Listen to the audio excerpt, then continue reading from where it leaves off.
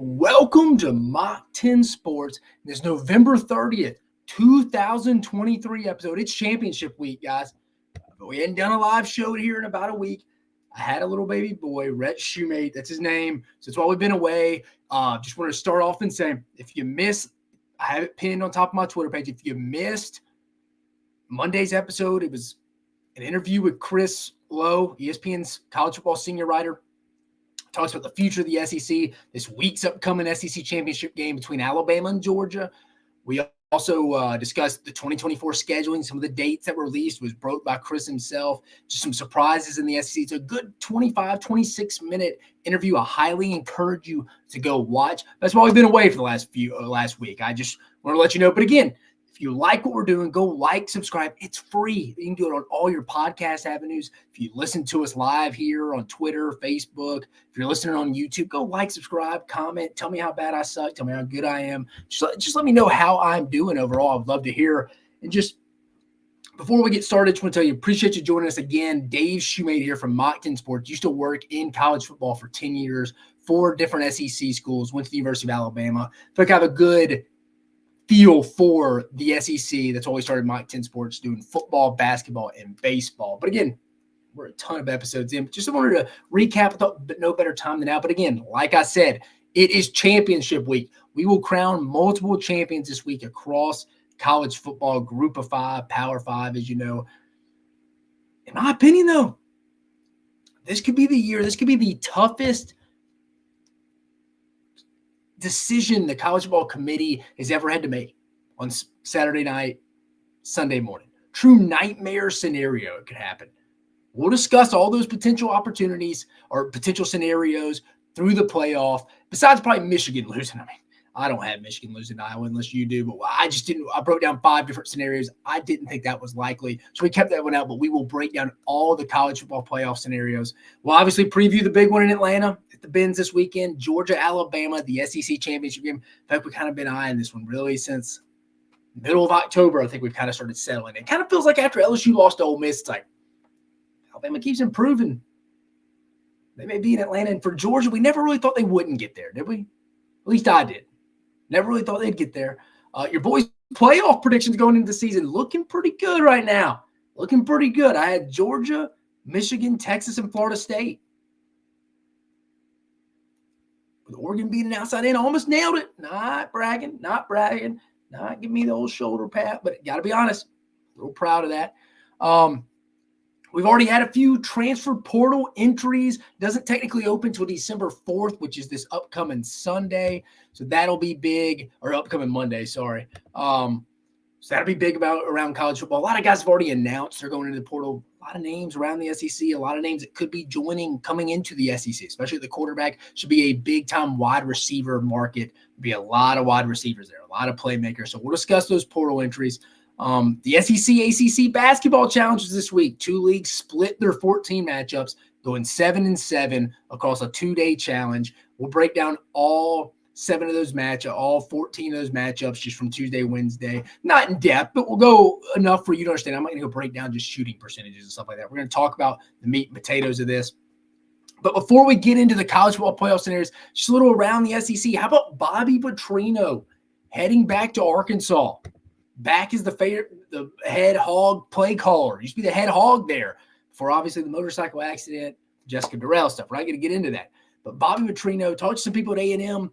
Even some of his analysts, his right-hand guys just came into work the next day.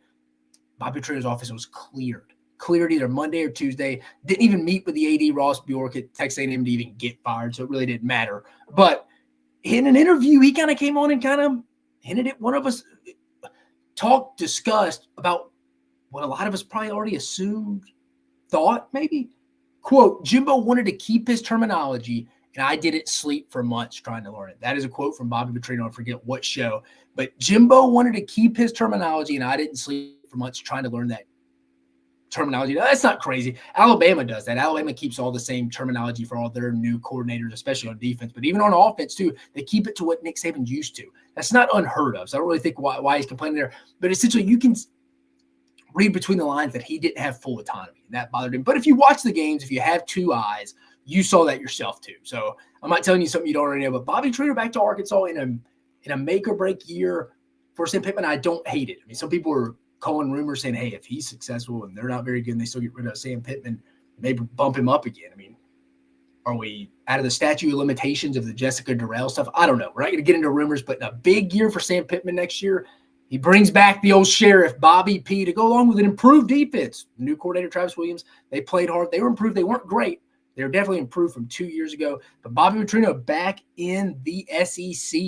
Back in the SEC. I mean, I don't really think he left. He just came over from another school. But he's back in Fayetteville. That'll be interesting. I actually kind of like the hire, to be honest with you. Bobby Petrino, though, that's funny. But talking to A&M, he just disappeared in the middle of the night, literally. Similar to kind of how he did with the Falcons, or Louisville to the Falcons, or the Falcons to Louisville. Yeah, I mean, Bobby Petrino, excellent play caller, though. Excellent play caller. But let's get to it now. The college football playoff scenario. I stayed up late last night along with dealing with a newborn last night for all you people who've never dealt with one before, breaking down all the potential realistic college football playoff scenarios. We got 8 teams competing for 4 spots. The 8 teams: Georgia, Michigan, Washington, Florida State, Oregon, Ohio State, Texas, and Alabama.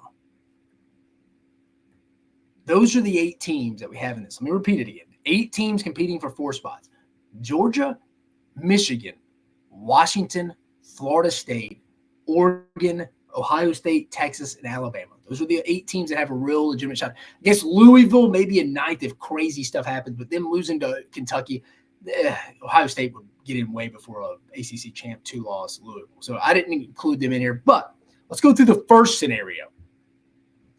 All the favorites this weekend win. When I say favorites, I'm talking about the Vegas line gambling favorites. Georgia, Michigan, Texas, Oregon, and Florida State all win. In that scenario, me, Dave Shoemate, I would go Georgia gets in, Michigan gets in, Texas gets in, and Oregon gets in. I just want to first talk about, I incorporate body of work, eye test, and you got to combine it to bake that perfect cake. That's what you have to do. If you're just going on just eye test, I don't think that you can't do that either. It's a little bit too subjective. If you're just going straight resume, I think that's just too white and black. It's very surface level. You got to dig deeper. That's where I think the eye test comes and helps with that body of work analysis when you're analyzing the body of work. But again, I think in this scenario where all the favorites win, when Georgia, Michigan, Texas, Oregon, and Florida State win, I'd go Georgia, Michigan, Texas, and Oregon. And you could change the seeding a little bit around if you wanted. I mean, if you wanted to put Oregon at 3, Texas at 4, that's fine as well. I just think those are the 4 best teams at that point. And Florida State fans, as you can see on my Twitter, 350,000 interactions on my tweet the other day talking about if Alabama beats Georgia, the 2 of the top 4 teams. You can't tell me if we're trying to get the best teams in. 2 of the top 4 teams are not Alabama and Georgia if Alabama wins this weekend. You can't tell me if we're trying to get the 4 best teams. I know some people are like, it's the most deserving. That's fine. That's your thoughts. You can have the 4 most deserving teams. I always thought we were trying to just get the best teams. And people were like, well, they hadn't done that in the last 10 years. Then we're doing it wrong. Let me repeat myself. If we're not getting the 4 best teams in and we're just going with the 4 most deserving, we're doing it wrong. Simply that. I'll just leave it that. We're doing it wrong if that's what we're doing. Again, Florida State fans are going to be upset. They would be undefeated, not getting, but again, the starting quarterback being out, you have to account injuries. Jordan Travis, that has to be taken into consideration. Him being out, throw in Tate Rodemaker. He's now playing, and he won in a solid environment last week against Florida, and maybe some things change if they go look and dominate a Louisville team that just lost to a 7-win Kentucky team. I mean, think about it from this standpoint. What would the opening line be if it's Georgia is the number 1 seed, Florida State gets in the Sugar Bowl? That semifinal game, what's that line? 16-17? I would still load up with Georgia. I know some people are like, well, we don't play the games on paper and teams underdogs win all the time and Vegas doesn't know everything. Well, they don't make those big, nice, shiny buildings with those water fountains and all those expensive drinks and the clubs you can go hang out with in Vegas because they're losing bets and not getting right and not being right more times than not. So, I mean, in this imperfect world, let's pull it up. Sorry. In this imperfect world, that's all we really have to go off of. That's kind of an unbiased, objective, data-driven point is a college football spread made in Vegas, the professional odds makers. I know they're wrong at times. Just like nothing's perfect. Then there's exceptions to every rule. Oh, Cardell Jones at Ohio State, third-string quarterback, he wanted on 2014. Okay, I get that. But I think that's an exception to the rule, too. I mean, the committee, I could see putting Florida State in over Texas. I could see that. Or Oregon. I personally, though, in that situation, all the favorites win. Georgia, Michigan, Texas, Oregon, and Florida State win this week. I'm going Georgia's 1 seed, Michigan 2 seed, Texas 3 seed, and Oregon 4 seed. And again, you could flip-flop Texas and Oregon from the 3-4 seed. But if all the favorites win, that would be my scenario. The second scenario here, the favorites win and Alabama pulls the upset in the SEC championship. So again, the favorites win. So in that case, you have Michigan, Texas, Oregon, Florida State, and Alabama all win. In that case, I think Michigan is for sure in. Big Ten champ, no ifs, ands, or buts about it. Now you have, you math wizards out there, 3 spots with 5 teams fighting for that. 3 spots, because remember, Michigan's already in. We got 3 spots with 5 teams battling it out. Those 5 teams, in my opinion, at that point, if this scenario happens where the favorites win, except Alabama pulls the SEC championship or wins the SEC championship, I'd go the 5 teams that are fighting for those last 3 spots are Oregon, who would be a Pac-12 one-loss champ, avenge their loss to Washington. Texas, a 1-loss Big 12 champ, probably the second best win in college football this year, a road win in Tuscaloosa by double digits. Florida State, undefeated ACC Power 5 conference champ, solid, really good team, missing their starting quarterback who's one of their better players. Alabama, 12-1 SEC champ, best win in college football by far this year and probably in the last 2 years if they beat Georgia. And then Georgia, sitting at 12-1. I think they're still in the conversation at that point. But those 5 teams, Oregon, Texas, Florida State, Alabama, and Georgia, 3 spots left after Michigan's guaranteed to be in. 5 teams fighting for those 3 spots. And I'm not sold on them for sure putting Alabama in at this point. Some are. I'm not 100% sure. I would. I just don't know if the committee's there. I know Greg Sankey's fighting tooth and nail for it. So is Nick Saban already. But again, Alabama's got to worry about beating Georgia first. But in this scenario, they have beaten Georgia and the rest of the favorites win. Alabama, like I just mentioned, they would have the best win in college football this season. Also, according to Cole Kubik last night, he tweeted this: overall opponent records for these teams in this conversation, these 8 teams. Alabama's opponent records, 85-59. Ohio State's 82-62. Texas 81-63. Georgia 75-68. Washington 75-69. Michigan 73-71. Oregon 72-72. Florida State fans tell me they got a harder schedule than Alabama, but here we go. Florida State 67-76 is their opponent's combined record. Not very good. I don't know. I was never that great at math. You can ask my mom. But those numbers don't really add up. Alabama's got the best overall opponent record at 85-59. Florida State sitting at 67-76. And Oregon right above them at 500 record, opponent's record, 72-72. Come on. Plus add the eye test. Remember, you got to throw that into the recipe. In this scenario, if Alabama were to win the SEC and the rest of the favorites win, I'd go Michigan 1. Hear me out here. Texas 2, Alabama 3, and here's the one that puts all the ACC guys over the edge. Georgia 4. In my opinion, those are the 4 best teams in that situation. Those are the 4 best teams. You're really going to punish Georgia for being a 12-1 non-conference champ with their only loss being to the 3rd-ranked team at a neutral site? Come on. If we're talking about the 4 truly best teams, when you incorporate the body of work with the eye test, you mix that up, there's no way it doesn't come out all hot, warm, nice. Ooh, you're about to eat it up, that red velvet cake, and you don't see Georgia and Alabama in it. If Alabama beats Georgia, there's no way. There's no way. Unless you just want to see a different crew of people. Florida State hadn't been in the playoff. Washington hadn't been in it since 2016. If you're wanting to go all that, let's see some new teams. Fine. Most deserving. The best, you'd have to say at that point, Michigan, Texas, Alabama, and Georgia. And like I said, if Alabama goes, and I said, hold up, Texas has to go. I think Texas goes as Alabama goes. Like if Alabama's in, Texas has to be in. So that's why I put them at 2. For the Florida State people, I just can't get over the Jordan Travis injury for Florida State. I think injuries have to be taken into account. I'm not trying to punish the rest of the teams, and that's maybe not right, but we're not here to get it. We're not here to be like morally right. We're here to get the 4 best teams into this college football playoff. And this is as tough of a season it can be. Some of these situations happen.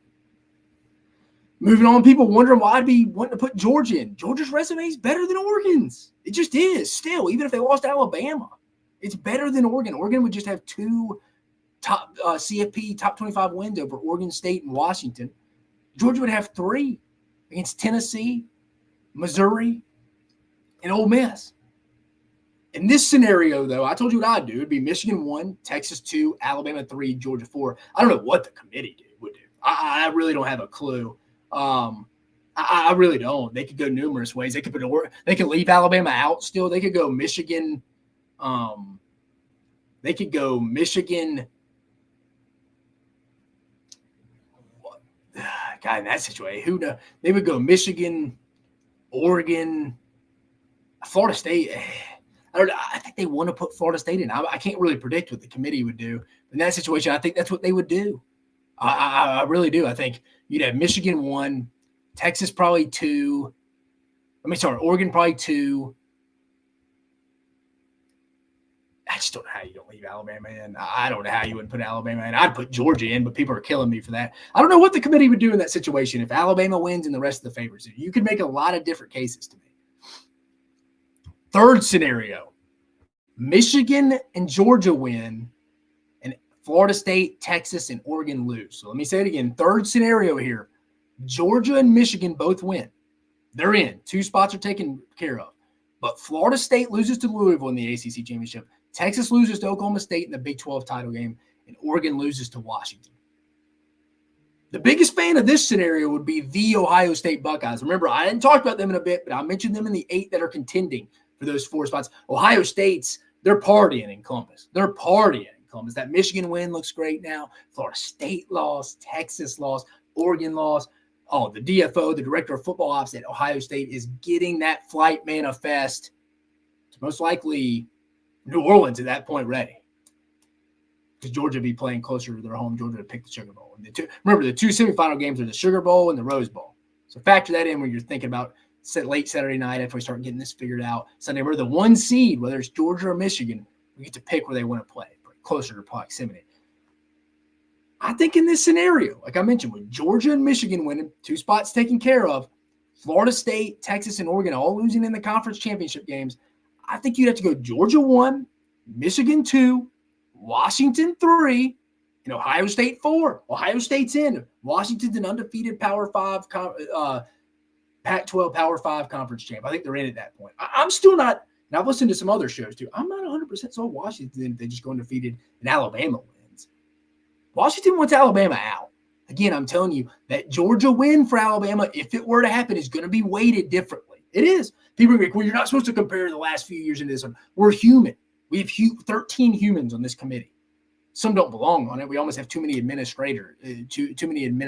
that are administrative people that haven't worked in football full time or don't work in football full time. So that's a conversation for another day. But they're human beings. They're going to weight that heavily because you got a 29-game win streak on the line. Alabama would end. Coming off, you just beat a team that's won back-to-back national championships. Right, wrong, or indifferent, they're humans. They're going to factor that in. So it's going to be weighted heavily. I'm telling you, if you're a Washington Husky fan, you want to be cheering against Alabama. Just saying. Hard time seeing the SEC getting left out as we get closer. Just saying. But I think the committee would agree with me on that. I think in that scenario, Georgia and Michigan winning, Florida State, Texas, and Oregon losing. I think it'd be pretty easy. I think it'd be Georgia 1, Michigan 2, Washington 3, Ohio State 4. I think the committee would do that. 4th scenario, all the undefeated teams win and Texas win. Worst case scenario for the Texas Longhorns here. Worst case if you're Steve Sarkisian and his staff. Texas really needed BYU to beat Oklahoma State this last week in overtime so they could try to get that chance to avenge their loss to Oklahoma. That's the advantage Oregon has. They can avenge their 1 loss to Washington at Husky Stadium. Now they get to go do it in Las Vegas tomorrow night.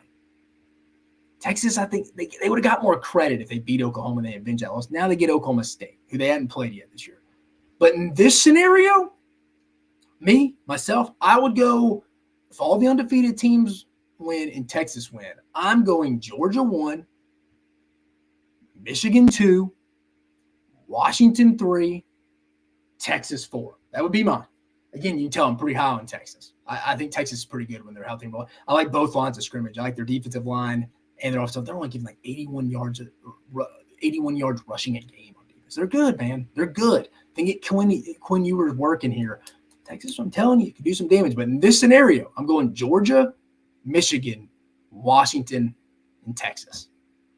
That's what I do. Again, you can tell I'm not high on Florida State because the quarterback situation bothers me. I just think if you put Georgia, whoever the number 1 seed, Michigan against Florida State in that 1-4, it's going to be a blowout. We know that. For some reason, we just want to they deserve it. Let's put them in. Let's give everybody a trophy. That's what a lot of society is now. That's nothing against Florida State and Mike Norvell. They've had an incredible season. I was on the hot seat going into last year, kind of on the hot seat this year. They've overachieved. They've done really well. And I would probably put Florida State in, if I'm being candid and honest with you, if they had Jordan Travis. But I'm not pretending like I didn't have Florida State in before Jordan Travis. At least respect that I'm telling you why I changed my opinion. I think playing with your backup quarterback would be an issue. And for everybody tweeting at me, well, what if Jalen Milroe gets hurt and Alabama wins this week, or Carson Beck gets hurt for Georgia this week? Those are conversations to be had. I'm not disagreeing with that. But Jordan Travis is clearly out for the season. So that's why. But in this fourth scenario here, all undefeated teams win and Texas win. Again, Georgia, Michigan, Washington, and Texas. I think that's what I would do. I think the committee, they've shown the path of least resistance is what they want to go to. There's really been no changes here in the past 4 or 5 weeks. It's kind of embarrassing, but I think the committee would go in that scenario. Georgia, Michigan, Washington, Florida State. I think they're wanting to put Florida State in. I think that would probably be it. I think they put Florida State in over Texas in that scenario. I wouldn't, but I think they would. In the fifth and final scenario, Michigan, Alabama, Oregon, Louisville, and Oklahoma State all win. Total chaos. So Michigan and Oregon would be the only favorites winning in this scenario. But I have Michigan, Alabama, Oregon, Louisville, and Oklahoma State all winning. In this scenario, Texas is out, lost to Oklahoma State. They have 2 losses, non-conference champ. They're done. Texas is done. In that situation, Georgia is right back in it. They're right back in it. They're 12-1. They're 1 loss to the number 3 team, number 2 team, potentially depending where they're ranked in the country, neutral site. This is where I would go in this scenario. Michigan 1, Alabama 2, Oregon 3, Georgia 4. Can you imagine that semifinal? Michigan and Georgia in the Rose Bowl, Alabama, Oregon in the Sugar Bowl. Those are kind of my 5 realistic scenarios. Again, I didn't mention if Michigan were to lose to Iowa, but also I don't expect to see a unicorn in my front yard when I'm letting my dog out tomorrow. So I didn't incorporate that. I'm sorry. No offense to the Hawkeye fans out there. I think Michigan's just going to win that game. They're favored by 22 for a reason. They're going to win that game in Indy. Fully expect that. But those are my 1 through 5 scenarios I think that are realistic. Again, you'll kind of figure out with my predictions here what I think happens. But I think in the real scenario, people get real fired up about, which would be the second scenario, the favorites win and Alabama pulls the upset in the SEC championship game. Me personally, like I said, I would go Oregon. I would go Michigan in. And then I would go Bama 2, Texas 3, Georgia 4. If I'm just being completely honest with you. And I'd go Texas 2. Let's go Michigan 1, Texas 2, Alabama 3, Georgia 4. Either way, you're going to get Texas, Alabama, whether they're 2 or 3, Michigan, Georgia. We'd get the rematch of Texas, Alabama in the Sugar Bowl. But again, I think those are the 4 best teams. You can't tell me. Remember, you got to look at the body of work for sure. You have to. I mean, you look at the top 25 wins in the CFP. I mean, Alabama and Georgia have 3 of them. Florida State and Oregon don't have many. Oregon can only get 2. Florida State can only get up to 3. Well, Alabama and Georgia get up with 4, with one of them beating one another this week, which is going to happen. You got to factor in the eye test too, man. Come on. I mean, ladies, it's common sense here. I know it's always been the most deserving. Then we're wrong in the first place. If we want the 4 best teams, like Kirk Herbstreit said, those would be the 4 best teams in that situation. I think that will be the situation that'll be the biggest gripe. I mean, you'll have people burning down buildings in Tallahassee and Eugene in that situation as well. They're going to be pissed off too. It is what it is. I just wanted to break down the college football playoff scenarios. Tough job for the committee. I think they could have some better guys on there, people that actually understand football. It's conversation for another day, but this will be their most difficult. They're really just hoping the favorites win. Favorites win, Texas lose, everything's great. No one's cheering for Oklahoma State more than the Big 12 and the College Football Playoff Committee. It's Texas against the world, guys. It's Texas and Alabama kind of pair and pair. Because I think Texas goes as Alabama goes. As long as they win, them against the world. You don't think the SEC, Chris Lowe mentioned it on the show there. You don't think the SEC is kind of, unless it's a really close game and really well-played game, we could get two teams in. I hope Georgia wins. So the SEC's thing. But I just wanted to go over the playoff scenarios, those 5 playoff scenarios that I think are the most realistic. I wanted to get into that. But change some things up here. We're going to go a little money-making weekend first. Lead it off. We got 4, 5, 6, 7, 8 bets. I put a bet on all the 8 conference championships, the Power 5 and the 3 Group of 5, Sun Belt, Conference USA, and AAC. Let's get to it, though. Alabama versus Georgia. Give me the over 54.5. I think we're going to be in the 60, 61 range. I'm going to give you my preview. We're going to be the SEC Championship preview right after this. But give me the over 54.5 in the Alabama-Georgia game. I think it's going to be a high-scoring affair. I like both offenses here. Georgia, probably the most efficient offense in the country. Alabama can't go make Carson Beck a little uncomfortable. Talking to you, Dallas Turner and Chris Braswell, Georgia's going to get their points. Alabama's goal should be to hold them under 30, but I also think Alabama's going to score a little bit too. I like the over here. Oregon, minus 9.5 versus Washington. Give me the Ducks to cover double digits tomorrow night in Vegas for the Pac-12 title game. I like Oregon to come out with a chip on their shoulder. It kind of look really good in this game, if I'm going to be completely honest. Give me minus 9.5. Texas minus 15.5. I was really close to taking Oklahoma State with the points here, plus 15.5. Texas is going to win this game, but I took Texas in the point. I think they're going to try to make a statement if they get the opportunity. It's their sayonara to the old Big 12. They have a chance to go embarrass a Big 12 team on their way out. They will. I like Texas minus 15.5. Michigan didn't really have a feel for this. They're favored by 22. I ain't taking Iowa against Michigan no matter what. Give me Michigan minus 22. Louisville taking the points in the Power 5 game. Give me plus 2.5 in Charlotte against Florida State. Again, not a real feel. Wouldn't surprise me if Florida State won this game by double digits. Just not a fan of the whole backup quarterback situation. That's just a me thing. Not a fan. Louisville coming off a loss to Kentucky. I know. I'm just taking the points. What I think will be another close game. Group of 5 action. Give me Troy at home minus 6 versus App State in the Sun Belt Conference Championship game. Like John Summerall and the boys there. Apparently John Summerall potentially to Duke. Taking over for Mike Elko maybe. Is that a distraction? I don't know. But I'm taking them minus 6 at home. SMU, give me plus 3.5 at Tulane in the AAC in the American title game. Like what Rhett Lashley and them are doing, Preston Stone. Give me the Ponies, baby. Give me the Ponies plus 3.5. Then Liberty, minus 11 versus New Mexico State. I like Jamie Chadwell and the boys. Give me Liberty. Give me the Flames minus 11. So those are my 8 bets across college football. I'll get that graphic posted for you if you want to go back and use it as an example. Go follow up. I encourage you to. We're at 48% for the season. Not great, but we're honest on this show. I'm going to come back and tell you where I'm not good when I'm wrong, and I'm going to tell you when I'm right at times. We'll wrap that up at the end of the year, but those are the 8 bets. Took all the lines except the Alabama-Georgia over 54.5, and that's probably the one I'm most confident in. Probably that Alabama-Georgia over 54.5. I think there's going to be a lot of points scored. A lot of points scored. After that, if you were going to ask me, probably Oregon minus 9.5. We're going to probably minus 9.5. After that, I think it's total crapshoot. Like I said, back and forth with Texas minus 15.5 for Oklahoma State. Wouldn't shock me if that game's closer than people think, but I think Texas ultimately will win that game. They'll win that game. Michigan, that game, Iowa may be a 2-hour game, whereas that Oregon-Washington game tomorrow may be 6 hours. You get 2 opposite ends of the spectrum there. But money-making weekend, those are my 8 bets. Favorite one, my Great White Buffalo guarantee is the Alabama-Georgia over 54.5. SEC Championship preview time now, guys. Georgia-Alabama, 3 p.m. Central Standard Time Zone on CBS. The last CBS game with an SEC. I'm sure they'll have some fantastic montage going into this one. But Georgia, favored by 5.5 right now, setting the tone for you. This is one we've kind of been eyeing since mid-October. I talked about it at the beginning of the show. Really since LSU lost to Ole Miss and struggled against Missouri next week, which didn't look bad. Missouri 10-2 team, but kind of feel like Alabama keeps improving. They may find themselves in Atlanta.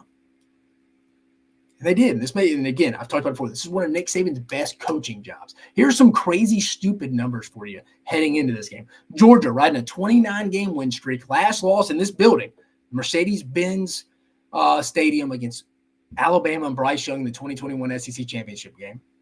There's a stat for you. Nick Saban, 10-1 in SEC championship games. Career, it's unbelievable. His only loss coming in 2008 to Florida and Tim Tebow. I was there with my dad there. Fantastic game, came down to the fourth quarter. But 10-1 in the SEC championship game, that's stupid. That's stupid numbers. A lot on the line with this one. We got championships, potential playoff appearances, a true passing of the torch, in my opinion. Georgia, obviously, the last 2 years have been the better program, but this feels like if Georgia can go beat Alabama back-to-back times, again, they didn't play last year. That's something I feel like you see some Alabama fans kind of hanging on to. Like, yeah, you won the national championship last year, Georgia, but you didn't have to see us. Georgia was the better team. Just Alabama didn't live up to their end of the bargain of getting to Atlanta and seeing Georgia in the SEC championship because LSU won the West last year. But it kind of feels like this is Georgia's the king of college football right now. And I think they are on top of college football. But I think you put any of that to rest if they win on Saturday. I think that's what it is. If Georgia wins this game, it's a true passing of the torch. From a playoff perspective, if Georgia wins, they're in. If Bama wins, some assume they're in, but some also say they may need some help. I think they should easily be in. But some say they need some help. Georgia has definitely been the more consistent team throughout the season. And honestly, Georgia's probably the better team. I think they probably win this game 6 out of 7 times if they played it 10 times. But we're not. We're only playing it one time at 3 o'clock Central Standard Time Zone in Atlanta. We only have one shot for this. But Alabama's got to have been it had to have been one of the more resilient teams in college football this year. Just a quarterback situation going throughout, just a young team. People bashing them after week 2, myself included, week 3 after South Florida. People just, they're going to end up slipping up. They're going to end up slipping up. They've only won 10 straight now. Very resilient team. How does Alabama, though, with all this resiliency, this is Georgia, though. You haven't seen this animal this year. And I don't think Georgia's seen Alabama yet this year either. How does Alabama play its best game of the year? Because that is what it's going to take to win this game. And I think people sometimes get a little overwhelmed with that statement. Like, they got to play their best game of the year. It's like, we don't have to play perfect. No, nobody's going to play perfect. But I think Alabama can't shoot themselves in the foot in critical situations, get a holding, a procedural penalty, false start, stuff like that, face mask, offsides. When Georgia, maybe it's 4th and 1, they're trying to get you to jump off sides, or they're going to call time, you jump off sides. You can't do that. Stuff like that. Let's play mistake-free football. But where this game will be won, 3 keys to victory for both teams here. I'm giving you it's championships, so we're changing it up. Jalen Milroe has to make plays with his legs in this game. Has to. Non-negotiable. Sometimes you feel like he's hesitant. Like, I don't really want to take off. Like at Auburn last week, he takes off and he goes back behind the line of scrimmage twice. It's a legal forward pass. What are we doing? That stuff can't happen. You'll be a decisive runner this week if you're Jalen Milroe. Offensive tackles, we're going to have to protect the edges against Jalen Walker and Damon Wilson. That's going to happen. Those 2 guys are twitchy passers. Caden Proctor's improved, but you hadn't seen one of these guys in a while. Auburn didn't really rush the pass rusher that well. They hadn't all year, but this is different. Jalen Walker and Damon Wilson are going to have a chance. Then Alabama's going to have to convert red zone trips into touchdowns. They've been solid red zone scoring, but converting them to touchdowns, they've struggled at times. That can't happen. Can't be settling for a bunch of field goals because this maybe Kirby Smart's best offense he's had. And it's crazy saying that with how they were operating at such a high level to end the year last year under Todd Monken. And then finally, either Trey Amos, Malachi Moore, or Caleb Downs in that secondary is going to have to play the best game of the season, best of their ability. They really are. And you have to combine that with make Carson Beck uncomfortable. I know that's like 4 or 5 keys to the game, but I kind of combined the safeties between Trey Amos, Malachi Moore, and Caleb Downs having to play their best game and play to their highest ability. They are, because Georgia's going to get in those nub sets. We got a tight end with no one to his right. He's kind of just sitting there naked.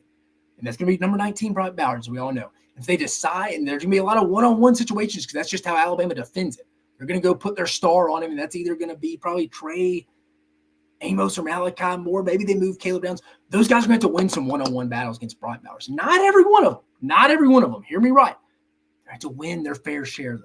And if they can't, Alabama's going to double Bryant Bowers. That's going to leave probably Caleb Downs on the other side with the slot guys like Arian Smith, maybe Dylan Bell, Lad McConkey. You put in a true freshman in that situation. Georgia has weapons. But between one of those 3 guys are going to play the game of the season for themselves. They are. They just are. Trey Amos, Malachi Moore, Caleb Downs are going to have to play really well. And it's probably going to be a combination. Like I said, you're going to have to win one-on-one battles, especially Colin and Malachi Moore, Trey Amos, against Brock Bowers, when they get in that nub formation where they're trying to set you and isolate one-on-one situations with Brock Bowers, and the best player in college football, probably the best tight end of all time. It's a be tough cover. And then if you can't, you got to bring someone over to help. You take him away. But there's Ladd McConkey, Arian Smith, Dylan Bell.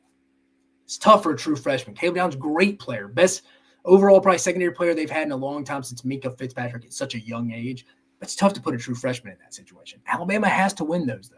And like I said, you got to make Carson Beck uncomfortable. He hadn't been touched a lot this year. But if there was a game for guys like Dallas Turner and Chris Braswell to show up, it has to be this weekend.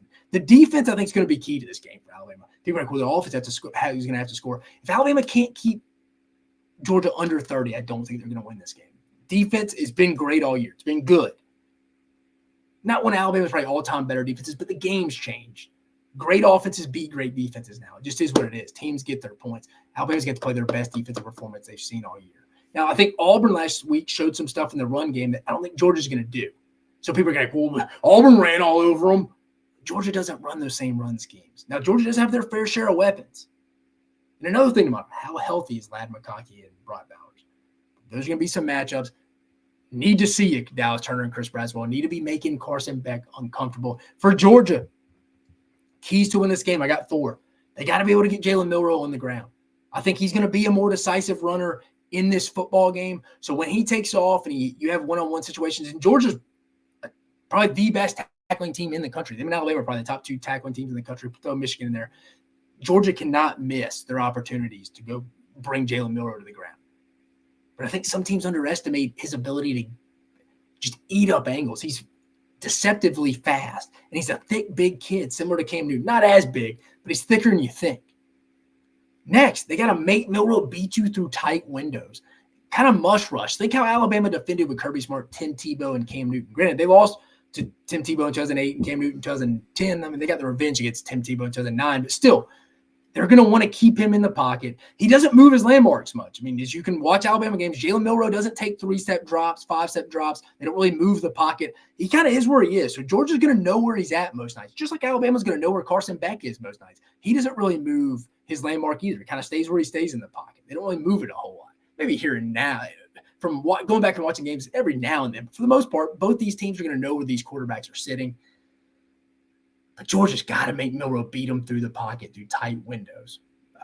Alabama's receivers are fine, but they're not Jamison Williams or like the Jalen Waddle, Jerry Jeudy, Devontae Smith. They don't have that this year. If you're going to compare anybody, it's probably Jermaine Burton, but he's not that. And those guys have given, guys like Marvin Harrison and Jamison Williams have given Georgia hell throughout these years. And then finally for Georgia, or two more things, sorry. You got to protect Carson Beck. When he's comfortable, he's playing at a higher NFL caliber level than anybody I think in the country. Now, Georgia's going to be fighting their ass off from an NIL perspective to get him back this year or for next year. He's had a fantastic year. But I'll be interested to see what he is when Alabama may be getting back there as a quarterback. Alabama's had success. This is a decent matchup for Alabama's defense. Georgia has more weapons on the outside than I think they've had in the past, especially with if you get Bowers and McConkey, you get back a little bit more healthy. Here, McConkey's not practicing that much this week, though. But it's a decent matchup. Alabama usually struggles with a guy who can go make plays with their legs. I mean, like we were talking about, Jaden Daniels. That's why he scared you so much. Not just really his arm, but his legs. Carson Beck, athletic enough to go pick up that 8-9 first down marker if he has to on third down. But he's not like an explosive runner, 50, 60-yard runner consistently. So I think it's a good matchup for Alabama. But if you're Georgia, you have to protect Carson Beck. This can't be the game where things start slipping through the cracks and we're not protecting our quarterback and Alabama's got 4 or 5 sacks. And then finally, if you're Georgia, you can't have the one disastrous quarter like you've traditionally had against Alabama. Going back to 2008, the blackout beatdown.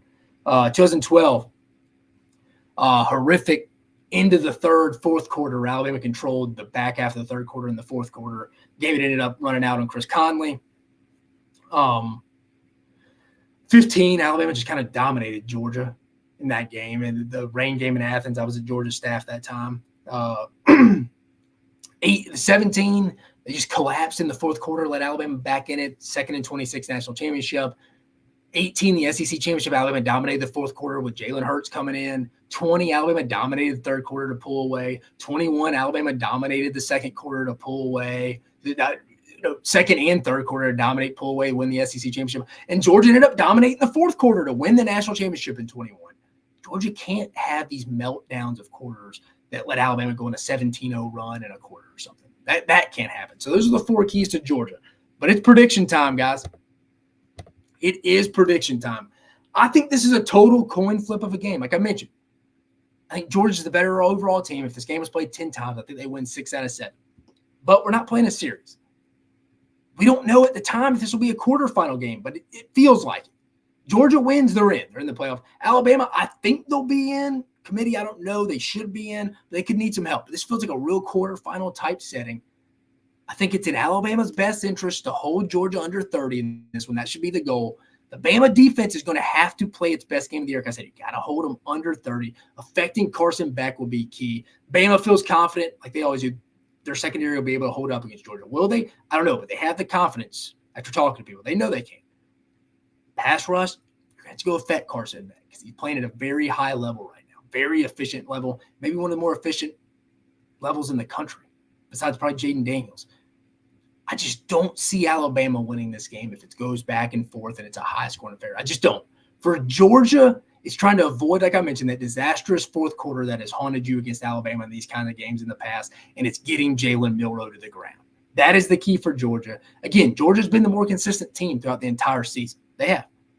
Now, I will say this. I think Alabama, call me crazy, their best game is probably better than Georgia's overall best game, just because I think that's how dynamic Jalen Milroe is at playing his position. Just a different animal Georgia hadn't seen that brings that running dynamic that Carson Beck does. If Alabama's playing their best and Jalen Milroe's playing his best. But that's what it's going to take for Alabama to win this game. Both teams have plenty of paths to victory in this one, but in this type of game, I have to go with the team that has been more consistent throughout the year and the team that I trust more. And that is Georgia. I think Alabama comes out, plays well right off the bat. I think Alabama's up at half. But when when has Alabama played a complete game this year? They haven't. Played some good quarters, some good halves, but not that complete game. Maybe it happens this week. But I'm only going off the information I have in my hand. Georgia's been the more consistent team. I expect Georgia to adjust like they have all season at half, control the third quarter, add in, I think Alabama struggles to cash in touchdowns in the red zone in the second half. And Georgia gets the offense going in the second half to get over that important 30-point win total where I talked about. If Georgia gets over 30, I have a hard time seeing Alabama win. Give me Georgia 34-27. Again, I think this is a coin flip. Could draw it up a lot of different ways. Plenty of paths to victory to both these teams. I trust Georgia more. The offense isn't going to hurt itself as much. I just trust Georgia a little bit more not to hurt themselves because Alabama's still a young team. They're still a young team, but I'm going to go with the consistency and trust and give me Georgia. Georgia 34-27 in a really good SEC championship game.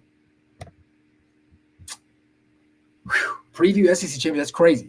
We've been waiting on this one for a while. Finally here. It's crazy even to preview that one. But you know what else is almost here? December 4th, Monday. That will be when the transfer portal opens. Let's talk about some additions to it right now.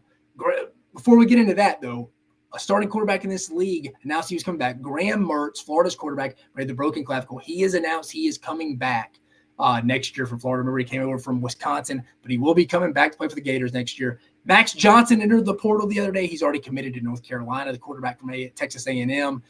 Solid pickup for North Carolina. What's the outlook for them losing Drake May? It's just an interesting take. Will Rogers, quarterback at Mississippi State. They've hired Jeff Levy, but he is already in the portal. He's gone. Jalen Geiger, safety at Kentucky, he's in. Offensive lineman from Vanderbilt, Kevo Wesley, he's in. Sticking with Vanderbilt quarterback Ken Seals, we saw him a little bit throughout the season. He's in the portal.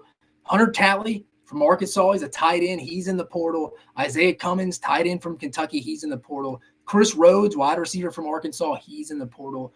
Rylan Godey, tight end from Mississippi State, transferred from Georgia previously, he's in the portal. Remington Strickland from Texas A&M, he's an offensive lineman, he's in the portal. Stephen Lasoya, offensive lineman from Mississippi State, he's in the portal. Warren Burrell played some, North Gwinnett kid, played some corner at Tennessee here. Tennessee fans are well familiar with him. He's in the portal. So there's a couple of names from the SEC that have already entered the portal, can't officially go in until December 4th, which would be Sunday at midnight, Monday morning. Some names to keep an eye on, though. KJ Jefferson was rumored to be entering the portal, but he put on Instagram that he was not. He was not officially entering it, so keep an eye on that. Not official. Grayson McCall, Coastal Carolina's quarterback, he is in the portal. Was rumored to go to Auburn last year, didn't have enough credits, had to go back to Coastal, maybe Auburn again. Will Howard, starting quarterback for Kansas State. He's in the portal. Here's an interesting one. Riley Leonard, the Duke quarterback who's kind of been in and out of injuries this past year. He's in the portal, rumored to be going to Notre Dame. Marcus Freeman, though, and already. Dante Moore, quarterback from Michigan, currently was at UCLA, went to high school in Michigan. He entered the portal. Today, DJ Uiagalelei, transfer from Clemson to Oregon State now. He's in the portal. And then rumor is wide receiver Juice Wells from South Carolina may go test the transfer portal market. Not test. He probably knows where he's going if he's going into the transfer portal market. Just like Riley Leonard put on when he entered his compliance paperwork to enter the portal at Duke. He put no contact. Rumors already coming out. He's going to Notre Dame. Thought Auburn may be a decent fit there. He's a Saraland kid, north of Mobile. So I thought that would maybe be the fit. Auburn would love to have him this year. Auburn won 2 or 3 more games with him this year. But it sounds like South Carolina's having a hard time kind of keeping their roster. Again, I talked a couple of weeks ago. They're going to have to get better in the NIL, and player retention is more key than your casual fan thinks these days. Of course, you're like, yeah, we got to keep our good players. But administration has to support it. You got to support the guys that are proven. And where it gets all said is when you bring these guys in, you're already paying them and haven't proven anything. It's not good for the locker room. Need to keep player retention is key. That's just going over the portal. I'll keep you updated as we keep going through our next few episodes here. Next Monday, I'll probably have an even longer list because that's when the portal starts that day, December 4th. Moving to basketball, though. SEC, ACC challenge this past Tuesday and Wednesday night. 7-7 overall in the 14 matchups. The SEC went 4-3 on Tuesday, 3-4 on Wednesday. Let's start with Tuesday. Let me share my screen with you.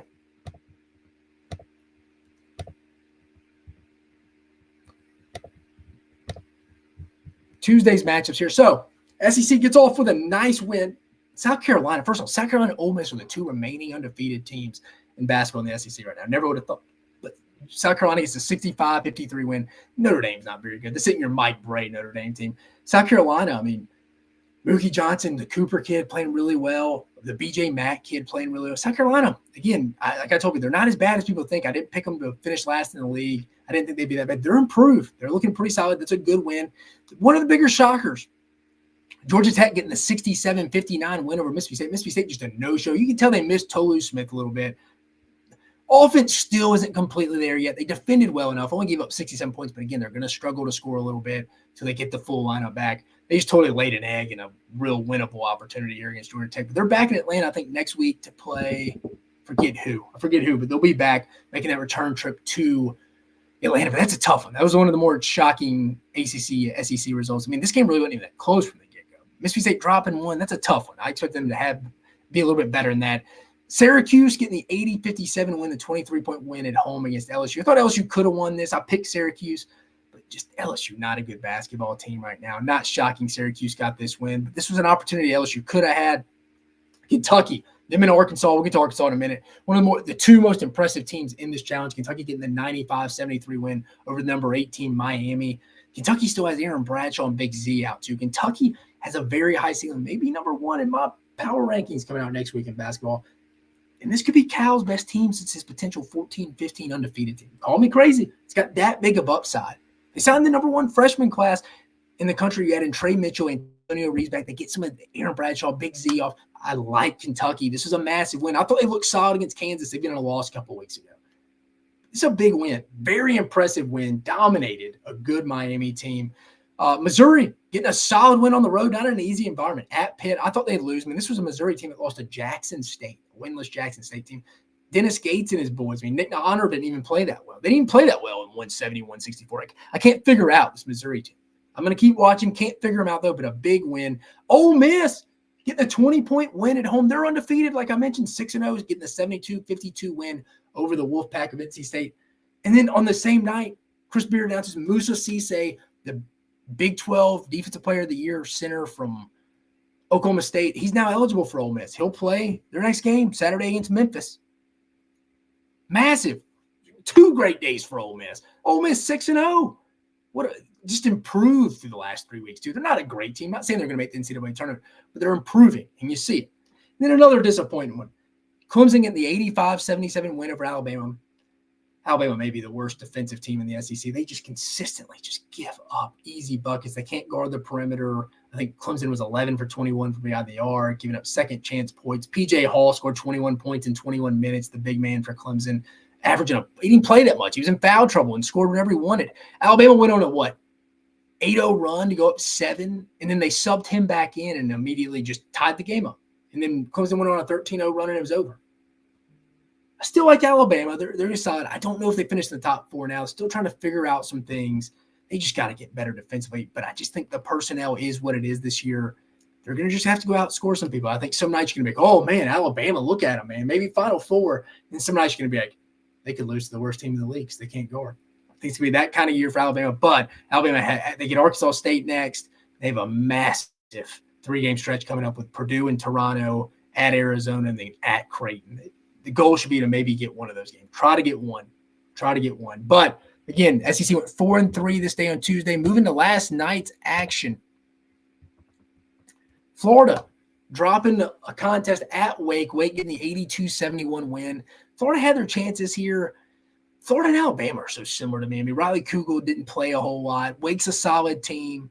I think Steve Forbes does a fantastic job. But this was one Florida could have had, one of these mid-tier matchups that would have really helped the SEC, but they don't get it. A&M, Tyrese Boots Radford didn't play. I hope he's all right. Low-scoring affair. Virginia getting the 59-47 win. This is one I thought A&M could have get because this isn't your normal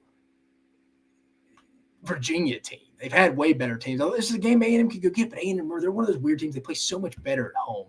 When they like to get to the free throw line where they can get some calls, play a little physical. This was in their wheelhouse, a low-scoring affair, but just couldn't get it done. SEC just getting whipped right here. North Carolina putting a 100 spot up on Tennessee. This was with Dalton Connect scoring 33 points. I think Tennessee, the defensive workhorse program that it is, giving up 100 points. Never thought I'd see the day under Rick Barnes. That's baffling. The offense has improved. They scored 92 points. This was a baffling. This one really wasn't even as close as the score indicates. SEC on a rough streak right out of the gate here on Wednesday night. Boston College getting the 80-62 win over Vanderbilt. I thought Vanderbilt could get that win. That was a tough loss. Georgia coming down they were down 17 with 6 minutes left to get a buzzer beater shot to beat Florida State 68-66 win. That made this game 500, or this challenge 500. That's a big win for the SEC. Georgia's improved with Mike White. Florida State's not very good with Leonard Hamilton, but a win's a win. Auburn getting the home win against Virginia Tech 74-57. Kind of expected that. Would have been shocked if Auburn lost that one. And then the big one, just like Kentucky, Arkansas bouncing back after losing, 3 of their last 4 against UNC Greensboro, and then 2 out in the battle for Atlantis. Get the 80-75 home win against Duke. You see people on Twitter saying greatest basketball environment I've ever been to. They hosted. Looked at Bud Walton Arena last night, was rocking with them playing Duke at home. Kind of felt like a must game, kind of like the Kansas game in the tournament last year. The just kind of felt one of those tournament games from us. Like, it's like, all right, their backs against the wall. Muss said he's took over all the film review, spent 14 hours on a Saturday doing all the film scouting stuff himself. Seemed that they had a chip on their shoulder. Muss is a master motivator. It's at home. If this was at Cameron Indoor, I feel like we're all feeling different. They're without their best player. Why wouldn't they win? Tremont Mark out with the tailbone back fracture. He's going to be fine. But again, they're without their best player. Backs against the wall. You're at home. That was a dangerous spot for Duke, and Arkansas proved it. Massive win for Arkansas. It could be a season-defining one. But Arkansas getting the 80-75 win over the Duke Blue Devils at home.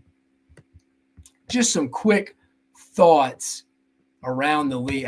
This challenge after is disappointing a little bit overall. I thought the SEC would win this challenge, but no need to panic. I thought Alabama, Mississippi State, Florida, and Tennessee all disappointed to some extent, and Texas A&M as well. But I thought Arkansas and Kentucky and Ole Miss got massive wins. 2 solid: Arkansas, Duke, Kentucky, Miami. Ole Miss 6-0, getting a big 20-point win against NC State. Their best defender eligible. Great 2 days for Ole Miss, like I mentioned. You got to remember this league. A lot of newcomers with the portal. A lot of teams with injuries that don't have their full lineup, like Tennessee. Toby Awaka didn't play. Ole Miss, I mentioned Musa Cisse coming back. A lot of teams don't have their full lineup. Boots Radford for A&M. So let's let this get settled in and see where we're at heading into conference play. Again, never thought South Carolina and Ole Miss would be the last 2 remaining undefeated teams in the league right now. But they are. But long way to go. It's only November. This is where you start building your resume, where you're looking at late February, early March, being like, man, I wish I had another quality win. That's why I thought it was a tough loss for Alabama this past week. Clemson, who I think is pretty good, I think it's going to look like a solid win come March on your resume, and you had them at home and you let it slip through your fingers. This is the opportunity to start building that resume. But let's look at the rest of this week's schedule across the SEC before we get you out of here. So our next matchup, Friday night, tomorrow night. So you got Mercer at Georgia. Georgia should be able to handle this one. This should be a win. Georgia Washington at South Carolina. South Carolina should continue the undefeated streak there. Southeastern at LSU. LSU can't afford another loss to a fellow Louisiana school like they lost to Nichols earlier, but LSU should handle that. I expect the SEC both to get those wins on Saturday or on Friday. You got 3 more matchups. The big one over the weekend, Memphis at Ole Miss. It's a big one. Sold out crowd at the Pavilion. Memphis, solid team.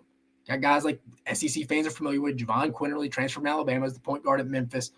They beat Arkansas in the battle for Atlanta, so they already have a win over an SEC team. They're heading into probably a pretty fired up Pavilion. They like their Ole Miss Rebels this year, and they've improved game to game. It's on ESPN2 at 1. UNC Wilmington at Kentucky. How does Kentucky bounce back after the big win against Miami? Alabama A&M at Vanderbilt. Vanderbilt should get that win. And then on Sunday, 3 more. Auburn at App State. Expect Auburn to get that one. Wichita State, traditionally a pretty good team, at Missouri before Missouri goes and plays at Kansas next. And Missouri at home should get that one. I believe that was an overtime game last year, if I remember right. Yeah, I think it was. And then Southern University, SWAC school, coming and playing at Mississippi State. Mississippi State trying to get back on track after a real surprising loss to Georgia Tech in Atlanta last night. But that's the next 3 days, Friday, Saturday, Sunday in the SEC. But guys, that's all I got for you on this episode. We covered a lot. We covered all the most likely 5 real scenarios the College Football Playoff Committee is going to have to decide. I went through my SEC championship prediction. I have Georgia. I'm going to go with a more consistent team I trust, who I think is going to play a full 60 minutes. Close one, great championship game. Just, it's crazy to think about the last CBS SEC game. Of course, it's going to be Alabama and Georgia. Alabama would have to be in it, right? We talked some transfer portal additions, some guys who could maybe go in, keep an eye on KJ Jefferson. It's going to be a big wide receiver market in the portal this year. A lot to be a real high. I don't know, always demand for playmakers, especially in the offensive day and age we are. Remember, great offenses beat great defenses right now. It's crazy to say now, but it's true. Big-time playmakers change the game. The Keon Colemans of the world. So think about it. It'll be a lot of big-time wide receivers. Remember, Juice Wells. Be on the lookout for Juice Wells from South Carolina, dipping his toes in the portal. And then we talked about the ACC, SEC challenges past week in basketball on Tuesday and Wednesday. 14 matchups, split 7-7, reviewed Friday, Saturday, or previewed Friday, Saturday, and Sunday's matchups in the SEC as well. Fantastic time of year, guys. Championship weekend, a lot of decisions in the committee. Do teams like Alabama make it hard for the committee to make decisions? Do we have all the favorites win? Plus, the craziest one, I'm telling you, is going to be if all the favorites win and Alabama wins. It's going to be crazy, a lot of different opinions. But remember, as we get off this episode, it's about the body of work mixed in with the eye test. People go, well, that's subjective. It's a committee we're voting. It's going to be subjective. We're all human beings. It's got to marry. We can't just go, well, they're undefeated, they're in. Well, yeah, I'm not comparing an undefeated to a 4-loss team. If there's a 1-game difference, I think you can compare and contrast, because like I've said all over social media all week, all schedules are not created equally.